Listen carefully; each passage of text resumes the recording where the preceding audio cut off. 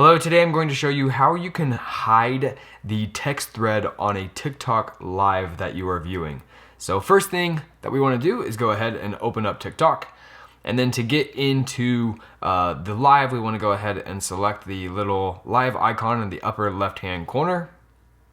And so now I can see this thread coming through of this text right here. And if I want to get rid of it, I just need to tap off to the left-hand side and swipe right. So we can go like this, and it's going to slide pretty much everything out of view. So that way we only have the actual scene going on in the TikTok live.